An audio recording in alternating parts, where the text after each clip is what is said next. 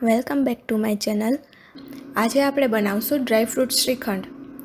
શ્રીખંડ બનાવવા માટે આપણે સૌથી પહેલાં દહીં લેશું। અત્યારે મેં 1 લીટર દૂધમાંથી બનાવેલું દહીં લીધું છે। શ્રીખંડ બનાવવા માટે બહુ ખાટું દહીં નથી લેવાનું।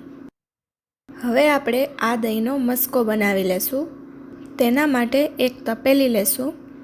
તેના પર આ રીતે એક કાણાવાળું વાસણ રાખીશું। હવે તેના પર એક કોટનનું પાતળું કપડું પાથરી તેમાં દહીં નાખી દેશું।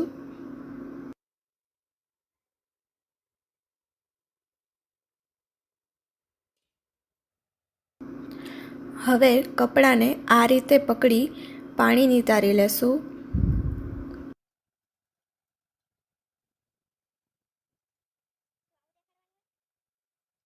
પાણી નીતરી જાય એટલે ટાઈટ ગાંઠ વાળી દહીંને બાંધી લેશું અને તેને 7 થી 8 કલાક માટે આવી જ રીતે ફ્રીજમાં રાખી દેશું।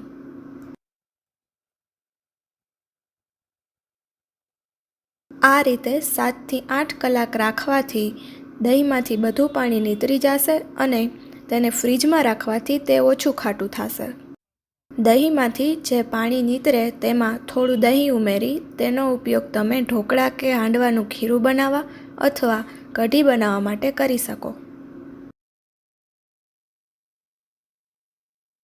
હવે 8 કલાક પછી દહીંમાંથી બધું પાણી નીતરી ગયું છે અને તેનો એકદમ સરસ મસ્કો બની ગયો છે।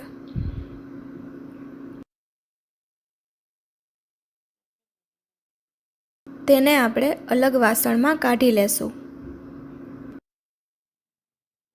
હવે આપણે તેમાં દળેલી ખાંડ એડ કરશું। અત્યારે આપણે 100 ગ્રામ દળેલી ખાંડ લેશું।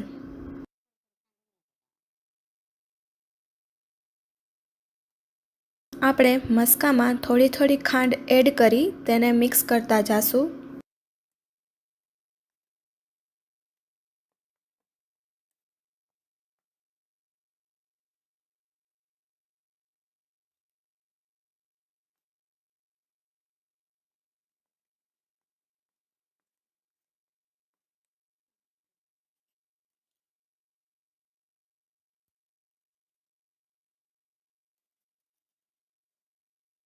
હવે મેં બધી ખાંડ એડ કરી દીધી છે।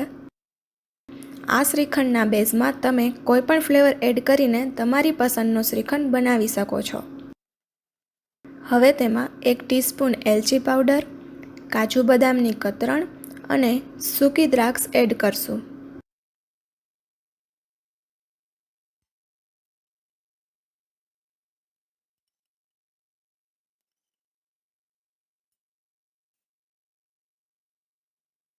બધું સરખી રીતે મિક્સ કરી લેશું।